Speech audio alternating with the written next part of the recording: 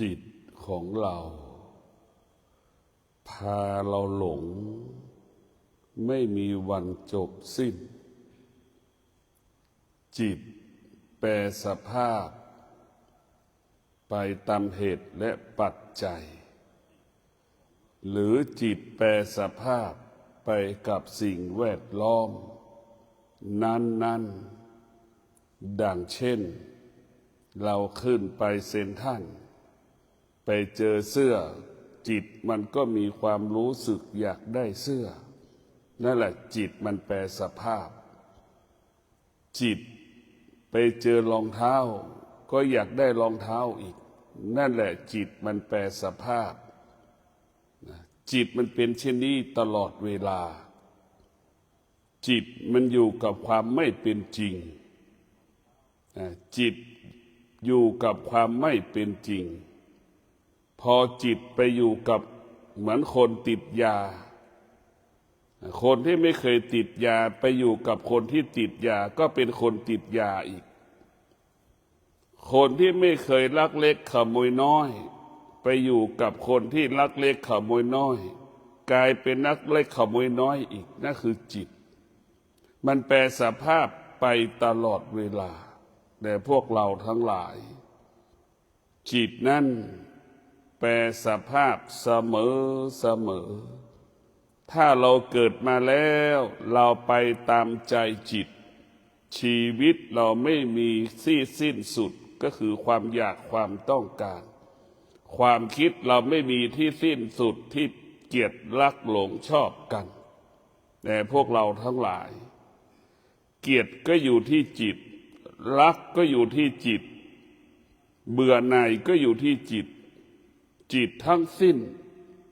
ในพวกเราทั้งหลายจิตดีจิตชั่วก็อยู่ที่จิตทั้งสิ้นธรรมชาติของจิตมันจะเป็นเช่นนี้ถ้าจิตเหล่านี้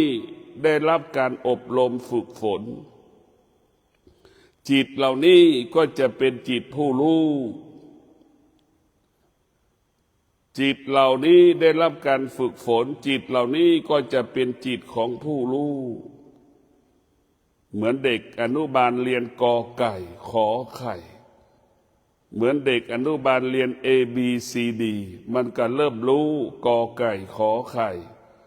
อักขระพยัญชนะจนถึงที่สุดก็อ่านออกเขียนได้นั่นแหละจิตผู้รู้ก็เช่นนั้นเมื่อได้รับการอบรมฝึกฝนก็รู้ว่าสิ่งที่เราควรรู้สิ่งที่เราไม่ควรรู้พวกเราทั้งหลายสิ่งที่ควรรู้ก็ควรรู้สิ่งที่ไม่ควรรู้เราก็ต้องรู้ทั้งสองอย่างเช่นความชั่วเราก็เป็นสิ่งที่ต้องรู้ความดีก็เป็นสิ่งที่ต้องรู้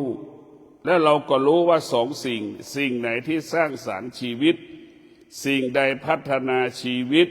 เราจะได้รู้เราก็ได้รู้ว่าสิ่งใดที่พัฒนาทำลายชีวิตเบียดเบียนชีวิตนี่แหละเราก็ได้รู้พวกเราทั้งหลายสิ่งใดที่เรารู้แล้วเรายึดติดยึดมั่นสิ่งใดที่รู้แล้วเป็นหลักให้กับชีวิตเราก็ต้องยึดสิ่งใดที่เรารู้แล้วไม่สามารถเป็นหลักให้กับชีวิตเราได้ไม่สามารถทำให้ชีวิตเรายึดแล้วให้เราชีวิตเราดีขึ้นเราก็ต้องรู้เช่นความคิดเราไปยึดมันแล้วนี่เราไม่สามารถพึ่งมันได้ความคิดเพราะฉะนั้นเราจิตเราไม่ควรไปพึ่งความคิดถ้าพึ่งความคิดชีวิตของเราก็จะประสบแต่ความสุขความทุกข์ดังคนส่วนมากของโลกตกอยู่ใต้อำนาจความสุขความทุกข์เศรษฐีก็ตกอยู่ใต้อำนาจความสุขความทุกข์พระสงฆ์จำนวนมากก็ตกอยู่ใต้อำนาจความสุขความทุกข์เพราะเราไม่ได้ฝึกจิตหรือจิตเราไม่ได้รับการฝึกฝนจิตเราไปอาศัยความคิดจิตเราตกอยู่ใต้อำนาจความสุขความทุกข์ทุกวันตั้งแต่เช้าถึงเย็นตั้งแต่เย็นถึงเช้า ตั้งแต่ตื่นถึงนอนมันก็ตกอยู่ใต้อำนาจความสุขความทุกข์เป็นเรื่องของความคิดพวกเราทั้งหลาย เราจะอยู่แถวนี้ไปไหนไม่ได้แต่เด็ก10 ขวบก็มีสุขมีทุกข์คน80ก็มีสุขมีทุกข์นั่นแหละคือจิตเราไปอาศัยความคิดมันก็จะตกอยู่ใต้อำนาจสิ่งที่เรารู้ตกอยู่ใต้อำนาจสิ่งที่เราอาศัยมันเบียดเบียนเราตลอดเวลาถ้าจิตของเราไปอาศัยสติจิตของเราไปอาศัยสมาธิจิตของเรานั่นก็จะเป็นจิตของผู้รู้จิตของผู้รู้พวกเราทั้งหลายจิตอาศัยสมาธิจิตอาศัยสติจิตนั่นจะเป็นจิตของผู้รู้ความจริงที่เปลี่ยนแปลงรู้ความจริงที่ไม่เปลี่ยนแปลงรู้ความจริงที่คงสภาพเดิมรู้ความจริงที่แปรสภาพตลอดเวลาพวกเราทั้งหลายเราฝึกฝนจิตเราจะรู้สิ่งที่มันเปลี่ยนแปลงเราฝึกจิตเรารู้สิ่งที่ไม่เปลี่ยนแปลงทั้งสองสิ่งเราจะรู้แล้วเราก็จะเอาสิ่งที่ไม่เปลี่ยนแปลงเป็นหลักให้กับชีวิตดังเช่นสติกับสมาธิมันอยู่ในร่างกายของเราอยู่ในตัวตนของเราเราจะอาศัยจิตเราจะอาศัยสติจิตเราจะอาศัยสมาธิจิตเราก็จะอยู่กับความเป็นจริงอบอุ่นเหมือนคนมีบ้านอยู่นั่นแหละจิตเราอาศัยสติจิตเราอาศัยสมาธิเปรียบเสมือนคนที่มีบ้านอยู่พวกเราทั้งหลายจะไม่เล่ร่อนย้ายหอพักเหมือนคนที่ไม่มีบ้านอยู่จิตไปอาศัยความคิดก็เหมือนคนที่ไม่มีบ้านอยู่ไปเช่าหอพักเขาอยู่มันก็เล่ร่อนไปชอบใจเพื่อนก็ย้ายหอไปอยู่กับเพื่อนนี่แหละคือจิตที่มันจิตที่มันเป็นเล่ร่อนไปเหมือนคนที่ไม่มีบ้านอยู่เหมือนคนที่ไม่มีบ้านอยู่ก็จะเล่ร่อนไปพักหอพักนี่เกิดความรู้สึกไม่พอใจคนข้างหอ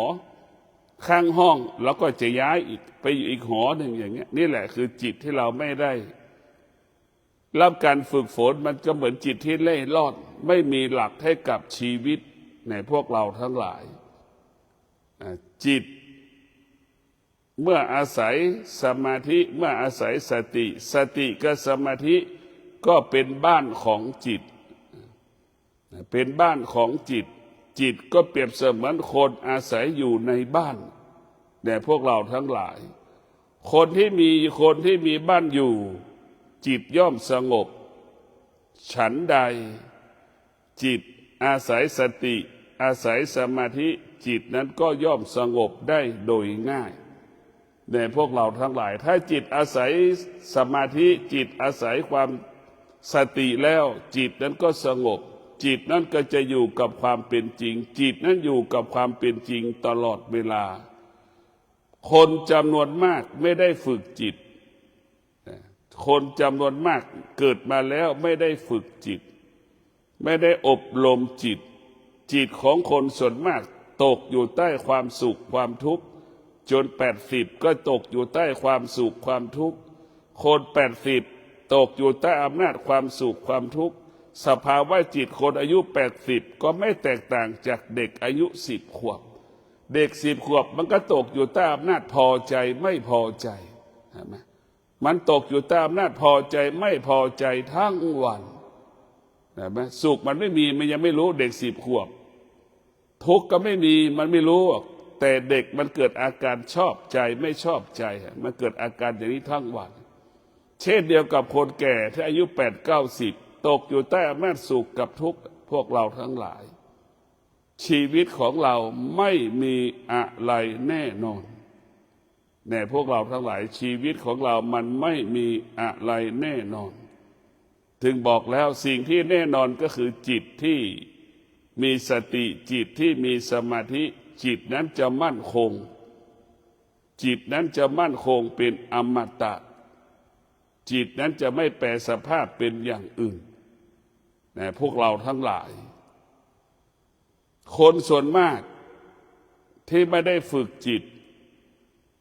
นะไม่ได้ฝึกจิตก็ไม่แตกต่างจากสัตว์นะสัตว์ทั้งหลายเนี่ยมันเกิดมามันก็ไม่ได้ฝึกจิตมันก็เหมือนไม่แตกต่างจากคนที่เกิดมา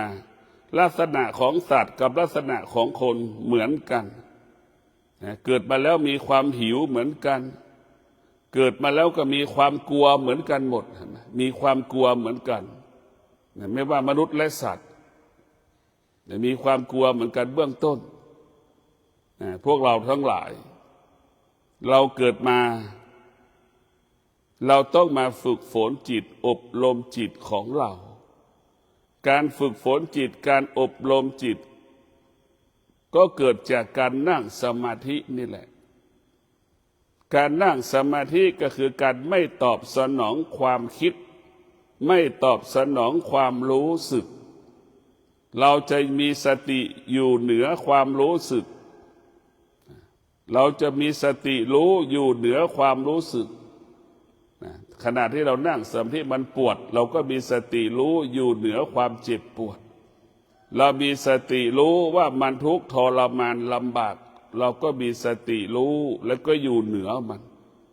เรียกว่าสติสมาธิอยู่เหนือจิตที่มันรู้ว่ามันเจ็บมันปวดมันเบื่อหน่ายมันรำคาญมันหงุดหงิดมันเกิดความเบื่อเกิดขึ้นนี่เราก็มีสติรู้ควบคุมอาการที่มันเบื่อหน่ายมีสติมีสมาธิควบคุมอาการที่จิตมันเบื่อหน่ายนี่เราบอกเราการนั่งสมาธิคือการไม่ตอบสนองความรู้สึก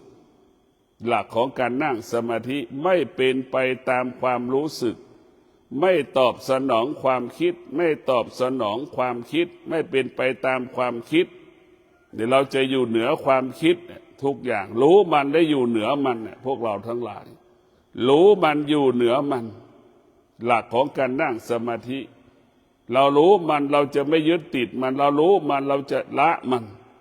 รู้มันเราไม่ตามรู้มันปล่อยให้มันไปพวกเราทั้งหลายเหมือนเด็ก3 ขวบมันนั่งร้องไห้ก็ปล่อยให้มันร้องไห้ก็ได้มันก็ลุกเองนั่นแหละเราปล่อยมันละมันไปเหมือนเราไม่ตามรู้มันก็ได้มันก็ไปของมันเองมันจะมาแสดงอาการให้เรารู้อะไรก็แล้วแต่เราไม่ต้องไปตอบสนองมันคือเดียวมันก็จากเราไปหรือเราก็จากมันไปไม่ต้องสนใจแล้วมันก็ไปจากเราเราไม่ต้อนรับมันแต่ถ้าเราไม่ต้อนรับมันก็ไม่อยู่พวกเราทั้งหลายจิตของเรานั่นมันมีความสำคัญต่อการดำเนินชีวิตของเราจิตของเราส่วนมาก 80% พึ่งพาธรรมชาติอาศัยธรรมชาติส่วนจิตของมนุษย์ส่วนหนึ่งที่อาศัยพระธรรมคำสอนของพระพุทธเจ้านั่นมีแค่ 20% เท่านั้นอาศัยคำสอนของพระพุทธเจ้าอาศัยธรรมะของพระพุทธเจ้าพวกเราทั้งหลายจิตที่อาศัยธรรมะของพระพุทธเจ้านั่นเรียกว่าจิตของผู้รู้ของธรรมรู้คำว่าธรรมชาติทั้งระบบรู้ธรรมชาติตั้งแต่ตาหูจมูกลิ้นกายใจรู้ธรรมชาติสิ่งเหล่านี้เมื่อรู้เรื่องธรรมชาติแล้วจิตมันก็จะอยู่เหนือธรรมชาติเห็นไหมนี่แหละคือจิตที่มีธรรมะจิตที่อยู่กับธรรมะจะอยู่เหนือธรรมชาติรู้สึกไม่พอใจจิตมันก็อยู่เหนือสิ่งที่เรารู้ว่าไม่พอใจเราจะรู้มันรู้ว่ามันร้อนเราก็หนีจากที่มันร้อนเราจะไม่อยู่ใกล้ความร้อนหลบหลีกความร้อนอย่างเงี้ยพวกเราทั้งหลายรู้สิ่งใดที่มันจะเบียดเบียนเราก็ออกห่างอยู่ห่างไม่ใกล้มันพวกเราทั้งหลายเพราะนั้นการฝึกสมาธิก็ดีการฝึกจิตก็ดีนั่นมาอยู่ที่เราฝึก การฝึกตาหูจมูกลิ้นกายใจเราก็ต้องฝึกตาของเราทำเป็นภาพเป็นนกเนี่ยให้เป็นนกแสนรู้เห็นไหมเหมือนนกแก้วนกขุนทองเหมือนนกอินทรีให้เป็นเช่นนั้นพวกเราทั้งหลายต้องฝึกหูของเราก็เช่นเดียวกันหูของเราถ้ามันมีตัวตนก็เหมือนสุนัขแสนรู้ฝึกมันฝึกหูของเราให้เป็นนักให้เป็นหูแสนรู้เหมือนสุนัขแสนรู้ให้เป็นเช่นนั้นพวกเราทั้งหลายจมูกของเราฝึกมันได้ถ้าจมูกของเรามีตัวมีตนก็เปรียบเสมือนงูแสนรู้นะจมูกของเราฝึกฝนไปให้ฝึกไปให้เหมือนสัตว์แสนรู้เช่นงูแสนรู้นั่นแหละเราฝึกให้เป็นเช่นนั้นพวกเราทั้งหลายเราต้องฝึกเรื่อยๆฝึกจมูกอีกฝึกลิ้นอีกฝึกไปเรื่อยๆจนให้มันเป็นผู้รู้จนเป็นผู้รู้จนถึงที่สุดแล้วมันก็จะอยู่เหนือสิ่งที่เรารู้เช่นเนี่ยเรากินข้าวเนี่ยมันก็รู้แค่กินข้าวให้อิ่มรูปรสกลิ่นเสียงไม่มีความหมายสำหรับจิตผู้รู้รูปรสกลิ่นเสียงไม่มีค่าสำหรับจิตผู้รู้จิตผู้รู้ก็คือรู้กินให้มันหายหิวเมื่อหายหิวแล้วทำหน้าที่ปฏิบัติหน้าที่ไม่ว่าปฏิบัติธรรมไม่ว่าประกอบอาชีพแค่นี้แหละพวกเราทั้งหลายมีสติรู้ความจริงว่าการกินนะให้เราไม่หายหิวและมีชีวิตในการดำเนินชีวิตแต่ละคนมีหน้าที่ที่ต้องทำเนี่ยแค่นี้แหละพวกเราทั้งหลายนี่คือจิตของผู้รู้จะอยู่กับความเป็นจริงเช่นเสื้อผ้าเราก็มีเสื้อผ้าจำนวนมากเราก็จะมีสติรู้จะไม่ซื้อเสื้อผ้าใหม่มันก็รู้อีกว่าจิตผู้รู้ก็รู้ความจริงว่าเสื้อผ้าที่เรามีอยู่จำนวนมากเสื้อผ้าที่เราใส่ก็คือใส่เพื่อปกปิดร่างกายกันร้อนกันหนาวกันบ้าแรงกัดต่อยนี่คือความจริงที่ประชากรทั้งโลกใส่เสื้อผ้าความจริงที่มนุษย์ใส่เสื้อผ้าก็คือใส่เพื่อปกปิดร่างกายกันร้อนกันหนาวกันบ้าแรงกัดต่อยเมื่อจิตเป็นผู้รู้จิตก็จะไม่ซื้อเสื้อใหม่ก็รู้ว่าเสื้อก็มีอยู่ในตู้อย่างเงี้ยพวกเราทั้งหลายถึงฤดูหนาวจิตผู้รู้ก็ไม่ซื้อเสื้อกันหนาวอีกเสื้อกันหนาวตัวเก่าๆก็ยังมีอีกก็จะนั่นแหละพวกเราทั้งหลายแต่เรียกว่าจิตผู้รู้จะคงสภาพเดิมไว้จิตของผู้รู้คงสภาพเดิมไม่สร้างใหม่แล้วก็หยุดของเก่าไม่สร้างใหม่แล้วก็หยุดของเก่าให้คงสภาพเดิมทุกอย่างจิตผู้รู้นี่จะอยู่ความเป็นจริงเป็นที่ตั้งจึงเกิดอาการสำแดงอาการใดๆจิตผู้รู้ก็ไม่ตอบสนองพวกเราทั้งหลายจิตผู้รู้จะรู้เรื่องในกายกับเรื่องในจิตเรื่องอารมณ์เรื่องความรู้สึกอารมณ์ความรู้สึกนี่สำคัญที่สุดพวกเราทั้งหลายผัสสะเนี่ยควายก็มีผัสสะมนุษย์ก็มีผัสสะเห็นไหมควายก็มีความรู้สึกคนก็มีความรู้สึกเห็นไหม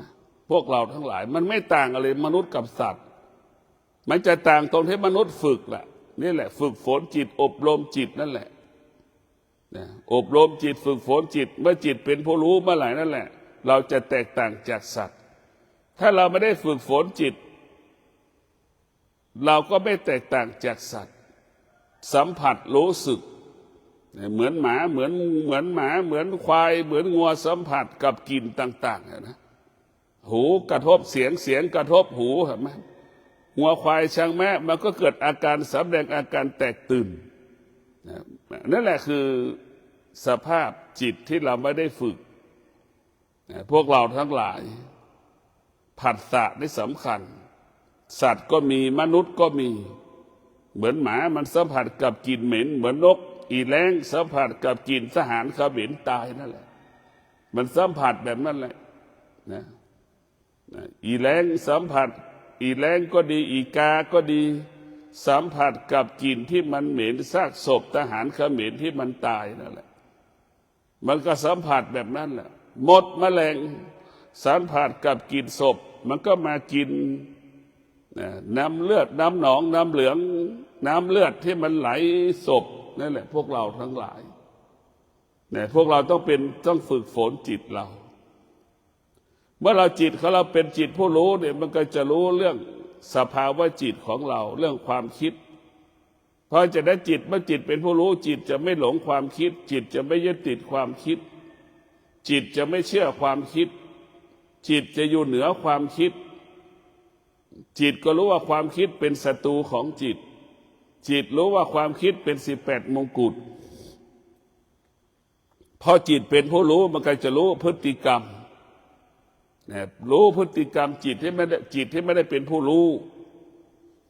จิตที่เป็นผู้รู้กับจิตที่ไม่เป็นผู้รู้มันย่อมแตกต่างกันพวกเราทั้งพวกเราทั้งหลายเราจะเห็นว่าในร้อยจปรที่เป็นเด็กนักเรียนอายุ18ไปเป็นนักเรียนในจปรเห็นไหมนั่นเป็นจิตที่ฝึกฝนเรียกว่าจิตของผู้รู้เราไปดูจ่านายทหารที่เป็นเรียนในร้อยจปรเนี่ยมันก็แตกต่างกันนะพวกเราทั้งหลายนั่นแหละมันแตกต่างกันความคิดเปรียบเสมือนจ่าที่เป็นนายร้อยจิตของเราที่ไม่ได้ฝึกฝนก็เหมือนจ่าที่เป็นนายร้อยจิตของเราได้รับการฝึกฝนจิตเราเป็นจิตผู้รู้ก็เหมือนนายร้อยจปรมันต่างกันฝึกมันต่างกันนะพวกเราทั้งหลาย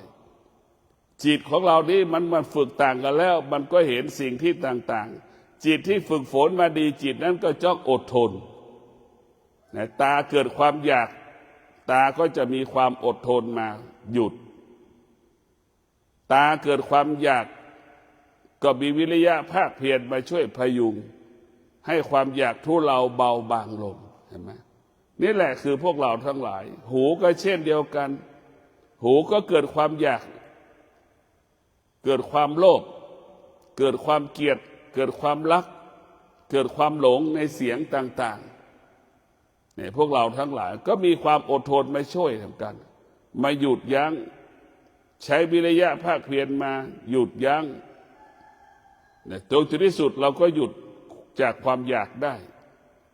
หยุดยั้งความอยากได้เนี่ยพวกเราทั้งหลายนี่เราจะหยุดเรียกว่าจิตที่ฝึกฝนนั้นมันจะหยุดความอยาก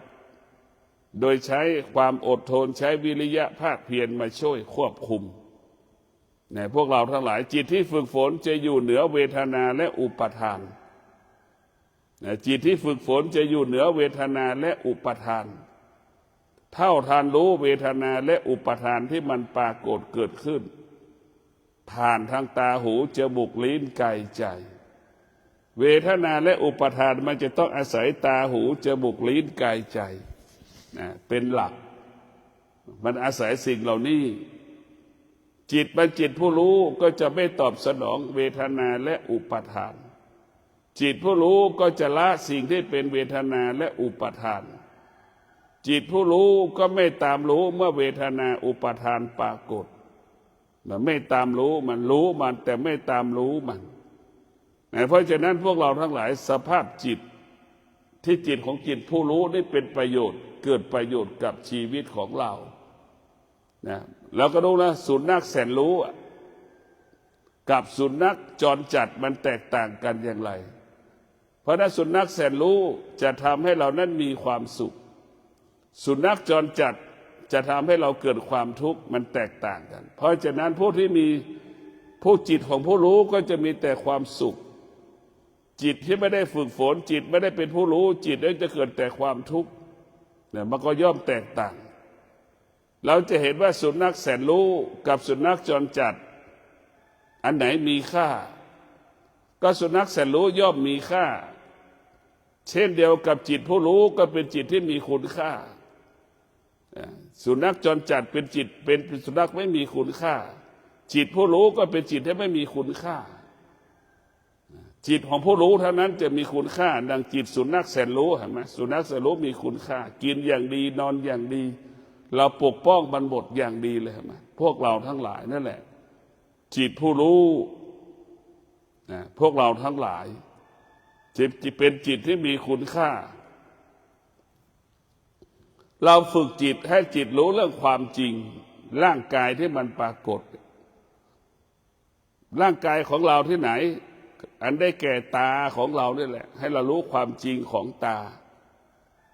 ตาของเรามันเป็นของร้อนเห็นไหมมันจะเกิดคำว่าโลภรักทั้งรักทั้งเกลียดทั้งหลงอยู่ที่ตาเราหมดเห็นไหมทั้งรักทั้งเกลียดทั้งหลงอยู่ที่ตาเราได้มากได้น้อยก็อยู่ที่ตาเราจะหมดเนื้อหมดตัวก็อยู่ที่ตาแสนหมื่นล้านแสนล้านก็อยู่ที่ตาของเรานี่แหละพวกเราทั้งหลายเนี่ยตามันเป็นของร้อนหูก็เป็นของร้อนทั้งรักทั้งเกลียดทั้งชังเบื่อหน่ายรำคาญหงุดหงิดโมโหก็อยู่ที่หูของเราหมดทั้งสิ้นเพราะฉะนั้นพวกเราทั้งหลายมันจะรู้แบบนี้จิตของผู้รู้ก็จะรู้สิ่งเหล่านี้ว่ามันเป็นธรรมดาของมันเป็นธรรมชาติของมันแต่จิตผู้รู้จะอยู่เหนือธรรมชาติจิตผู้รู้จะอยู่เหนือธรรมชาติจิตผู้รู้จะไม่ตกอยู่ใต้อำนาจของธรรมชาติพวกเราทั้งหลายนี่อารมณ์ของเรานี่เป็นธรรมชาติโมโหเกิดขึ้นเนี่ยเป็นธรรมชาติแต่จิตที่เป็นจิตผู้รู้จะหยุดมันได้หรืออยู่เหนือมันได้หรือควบคุมมันได้ควบคุมที่เราโมโหควบคุมสิ่งที่เราไม่พอใจได้นะพวกเราทั้งหลายนี่คือจิตของผู้รู้เราต้องฝึกจิตถ้าเราเป็นจิตผู้รู้ดั่งแม่รู้อุปนิสัยลูกแต่ละคนแต่ละคนรู้พฤติกรรมของลูกคนแต่ละคนแต่ละคนนั่นแหละคือจิตผู้รู้จิตของผู้ไม่รู้ก็เหมือนติดลูกของลูกแหละก็บอกว่าแม่ไม่เข้าใจอย่างนี้มีที่ไหนนะเมื่อแม่ไม่เข้าใจมีที่ไหนบ้างแม่ไม่เข้าใจลูกมันไม่มีในโลกนะพวกเราทั้งหลายแม่ไม่เข้าใจลูกเลยไม่มีในโลกเพราะฉะนั้นมีแม่เท่านั้นที่เป็นผู้ที่เข้าใจลูกดีที่สุดมีพ่อเท่านั้นที่เข้าใจลูกดีที่สุดแต่มีลูกจำนวนหนึ่งก็บอกว่าแม่ไม่เข้าใจลูกนั่นคือจิตแล้วเปรียบเสมือนลูกนะพวกเราจิตของผู้ไม่รู้เปรียบเสมือนลูกนะก็คิดไปเรื่อยเปื่อยว่าแม่ไม่รู้แม่ไม่เข้าใจมีที่ไหนบ้านแม่ไม่รู้ใจลูกแม่ไม่เข้าใจลูกไม่มีในโลกแม่นี่เป็นผู้รู้อยู่แล้วพวกเราทั้งหลายจิตของเราคือเปรียบเสมือนแม่จิตผู้รู้เข้าใจลูกทุกอย่างถึงแม้ปฏิเสธลูกแต่ก็ยังหาอะไรให้กับ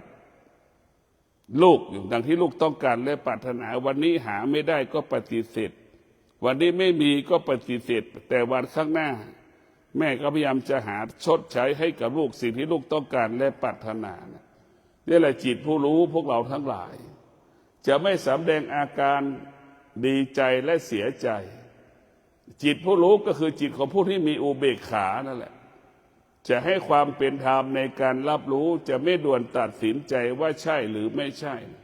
อุเบกขาก็หมายให้ความเป็นธรรมในการรับรู้ของตาของหูจมูกลิ้นกายใจในอุเบกขาจะเป็นเช่นนั้นพวกเราทั้งหลายแต่เมื่อเรามีจิตผู้รู้มันจะมีอุเบกขาเหมือนแม่เห็นลูกทะเลาะกันแม่ก็มีอุเบกขารู้เอาอดทนเอาท้ายสุดแม่มีอุเบกขาแม่ก็สงบนิ่งเฉยต่อเหตุการณ์ต่างๆที่มันเกิดขึ้นเพราะถ้าแม่ไปยุ่งฝ่ายใดฝ่ายหนึ่งลูกก็จะเกิดอาการสำแดงอาการอีกแม่ก็เลยสงบนิ่งแม่นะเป็นผู้ที่มีอุเบกขามากที่สุดแม่นะให้ความเป็นธรรมแก่ลูกมากที่สุดพวกเราทั้งหลายไม่มีใครให้ความเป็นธรรมเท่ากับแม่ของเราไม่มีใครความเป็นธรรมเท่ากับพ่อของเราพวกเรานี่คือความจริงจิตของผู้รู้จะรู้ความจริงแบบนี้แหละพวกเราทั้งหลายจิตของผู้ไม่รู้มันก็จะรู้ว่าเพื่อนให้ความเป็นธรรมแก่ตนเองมีแต่คนเพื่อนถ้าเข้าใจมันได้ดีอย่างเงี้ยอันนี้คือจิตที่ไม่ได้เป็นผู้รู้จิตไม่ได้รับการฝึกฝนจิตธรรมชาติของจิตก็จะเข้าใจอย่างนี้แต่พวกเราทั้งหลายเพราะนั้นจิตที่ฝึกฝนจะอยู่กับความเป็นจริงอยู่กับความเป็นจริงก็คืออยู่เหนืออนิจจังทุกขังอนัตตาอยู่เหนืออนิจจังทุกขังอนัตตาอยู่เหนือเวทนาอยู่เหนืออุปาทาน นี่แหละคือจิตของผู้รู้จะอยู่รู้สิ่งเหล่านี้เป็นหลักนี่คือที่เราสัมผัสอยู่ทุกวันทุกวันสัมผัสคำว่าอนิจจังทุกขังอนัตตาเวทนาและอุปทานทุกลมหายใจสิ่งเหล่านี้ปรากฏทางตาหูจมูกลิ้นกายใจตั้งแต่เส้นผมถึงฝ่าเท้ามันอาการมันก่อออกเนี่ยพวกเราทั้งหลายจิตเราจะรู้เรื่องความจริงของจิตความจริงของกายทั้งกายทั้งจิตที่มันเกี่ยวข้องผูกพันสัมพันธ์กันเราก็จะอยู่รู้เพราะฉะนั้นพวกเราทั้งหลายจิตของเรานั้นมีความสำคัญต่อการมีชีวิตอยู่เนี่ยพวกเราทั้งหลายการมีชีวิตอยู่นั้นสำคัญที่สุดจึงฝากให้พวกเราได้พิจารณาว่าชีวิตของเรานั้นมีความสำคัญต่อการมีชีวิตอยู่ด้วยธรรมก็หมายถึงการมีชีวิตอยู่ด้วยสติกับสมาธิสำคัญที่สุดสติสมาธิจะทำให้จิตมั่นคงให้กายมั่นคงสติสมาธิจะทำให้เรานั้นนิ่งและสงบดังเขาว่าจิตผู้รู้ย่อมไม่หวั่นไหวจิตผู้รู้อยู่ในท่ามกลางเหตุการณ์ต่างๆแล้วอยู่แล้วเกิดความสงบนิ่งแล้วก็รู้เหตุการณ์ที่มันกำลังปรากฏแล้วก็อยู่กับเหตุการณ์ที่มันปรากฏเรียกว่าเท่าทานสิ่งที่มันปรากฏในพวกเราทั้งหลายพวกเราต้องกลับมาสนใจใส่ใจเรื่องจิตของตนเราจะให้จิตเราเป็นจิตผู้รู้เราก็จะสุขภาพดีอายุยืนถ้าจิตเราเป็นจิตของผู้ไม่รู้สุขภาพไม่ดีอายุไม่ยืนจิตของผู้รู้ก็จะรู้แล้วว่าเราไม่อยากเป็นโรคมะเร็งเราจะไม่กินอาหารที่เป็นเคมีเราไม่อยากเป็นโรคเบาหวานเราก็จะไม่กินหวานอย่างเงี้ยเราจะไม่สะสมความหวานเนี่ยจิตผู้รู้ก็จะรู้แบบนี้เราไม่อยากเป็นโรคอัมพฤกษ์อัมพาตหัวใจติหัวใจโรคหัวใจเราก็จะไม่กินน้ำมันจิตผู้รู้เห็นไหมนี่แหละจิตผู้รู้จะรู้อย่างนี้ว่าอะไรได้เป็นเหตุให้เราแก่เราเจ็บเราตายไอ้เจ็บป่วยไปตั้งหลายรูปแบบหลายลักษณะเราก็รู้ว่าเช่นโรคเป็นอัมพฤกษ์อัมพาตก็เกิดจากน้ำมันเราก็จะไม่กินน้ำมันโรคหัวใจก็เกิดจากน้ำมันเราก็จะไม่กินน้ำมันอย่างนี้พวกเราทั้งหลายเส้นเลือดแตกก็ดีติดก็ดีก็เกิดจากกินน้ำมันทั้งสิ้นเนี่ยมันก็จะรู้จิตผู้รู้ก็จะรู้ความจริงเมื่อรู้ความจริงเราก็ไม่ตกอยู่ใต้อำนาจการเป็นอัมพฤกษ์อัมพาตเราจะไม่ตกอยู่ใต้อำนาจเป็นโรคมะเร็งเราจะไม่ตกอยู่ใต้อำนาจเป็นโรคกระเพาะเนี่ยจิตผู้รู้ก็จะกินข้าวตรงต่อเวลาอย่างนี้จิตผู้รู้ก็จะรู้ว่าอายุมากเราได้เราจะกินอาหารที่ย่อยง่ายอายุ80 ปีอย่างนี้70 ปีจะกินอาหารที่มันย่อยง่ายลำไส้เราก็ทำงานได้สะดวกสบายขึ้นอย่างนี้เนี่ยนี่แหละจิตผู้รู้ก็จะรู้ความจริงของชีวิตพวกเราทั้งหลายไม่ได้รู้เรื่องอื่นรู้ความจริงนั่นแหละนะจิตคนเป็นผู้รู้จะรู้ความจริงนะเพราะฉะนั้นพวกเราต้องมีสติพิจารณาพิจารณาให้ฝึกฝนจิตอบรมจิตจิตของเรามันเป็นจิตของผู้รู้จิตของผู้รู้ก็จะนิ่งสงบเหมือนภูเขาถูกกระแสลมเหมือนหน้าผาถูกกระแสลมเหมือนหน้าผาถูกสายฝนถูกความร้อนนั่นแหละมันก็นิ่งสงบไม่ออกอาการไม่สำแดงอาการใดๆทั้งสิ้นเรียกว่าจิตผู้รู้นั้นจะสงบนิ่งกับการเปลี่ยนแปลงของฤดูร้อนปรากฏก็สงบฤดูหนาวปรากฏก็สงบฤดูฝนปรากฏก็สงบความตายปรากฏเกิดขึ้นรอบๆตัวเราก็สงบความเจ็บเกิดขึ้นรอบๆตัวเราก็สงบเราเข้าใจว่าสิ่งเหล่านี้ไม่มีใครหนีมันได้สิ่งเหล่านี้ทุกคนต้องประสบเช่นนี้เพราะนั้นจิตผู้รู้จึงรู้ว่าแก่ก็เป็นทุกข์เจ็บก็เป็นทุกข์ตายก็เป็นทุกข์เกิดก็เป็นทุกข์ทั้งสิ้น เนี่ยรู้ความจริงแล้วพอจิตรู้ความจริงจิตมันจะบำเพ็ญเพียรไม่กลับชาติมาเกิดมันรู้ว่าเกิดเป็นทุกข์มันจะไม่กลับมาเกิดถ้าตราบใดยังเกิดเป็นมนุษย์มันจะต้องทุกข์ทรมานแบบนี้แหละเหมือนคนทั้งโลกทุกข์แบบนี้เพราะฉะนั้นเมื่อรู้แล้วว่าจิตผู้รู้แล้วว่าการเกิดเป็นเหตุให้เกิดความทุกข์เกิดมาชาตินี้มันจะบำเพ็ญเพียรเพื่อไม่ให้กลับชาติมาเกิดอีกเนี่ยพวกเราทั้งหลายมันเกิดเป็นทุกข์แก่เป็นทุกข์เจ็บเป็นทุกข์ตายเป็นทุกข์นี่แหละคือพระพุทธเจ้าก็บอกให้เราตลอดเวลาก็ขอให้ท่านทั้งหลายมีสติฝึกฝนจิตอบรมจิตให้จิตของเรานั้นเป็นจิตของผู้รู้ที่สุดเป็นผู้ไม่รู้ที่สุดเป็นผู้ไม่รู้เบื้องต้นเป็นผู้รู้พอที่สุดของจิตผู้รู้ก็คือเป็นผู้ไม่รู้ผู้ไม่รู้เป็นนี่ก็หมายความว่าสงบนิ่งต่อสิ่งที่เรารู้นั่นแหละสงบนิ่งนั่นแหละรู้หมดแต่เราไม่ตอบสนองสิ่งที่เรารู้หูก็ได้ยินหมดร้อนหนาวก็สัมผัสรู้หมดแต่เราสงบนิ่งนั่นแหละท้ายสุดเป็นผู้รู้พอถึงที่สุดแล้วเราจะเป็นผู้ไม่รู้ก็คือไม่ตอบสนองสิ่งที่เรารู้นะคือเป็นผู้ไม่รู้นิ่งเหมือนคนบ้าเสียก็ขอความสุขสวัสดีจงเกิดแก่ท่านทั้งหลายมีสติฝึกฝนจิตให้จิตเป็นผู้รู้จิตอยู่กับความเป็นจริงแล้วก็อยู่เหนือความจริงความจริงก็คือธรรมชาติจิตรู้จิตเป็นผู้รู้จิตก็อยู่เหนือธรรมชาติธรรมชาติของจิตธรรมชาติของกายธรรมชาติของกิเลสธรรมชาติของตัณหาธรรมชาติของราคะเราจึงเมื่อมีจิตเป็นผู้รู้ก็จะอยู่เหนือมันในพวกเราทั้งหลายเมื่อจิตอยู่เหนือมันธรรมชาติทั้งหลายก็ไม่สามารถมาเบียดเบียนจิตเราได้จิตเราก็สงบเพราะจิตเราอยู่เหนือธรรมชาติของความโลภความโกรธความหลงความอยากความสุขความทุกข์จิตเราอยู่เหนือมันจิตเราก็สงบเป็นปกติตลอดกาลขอเจริญพร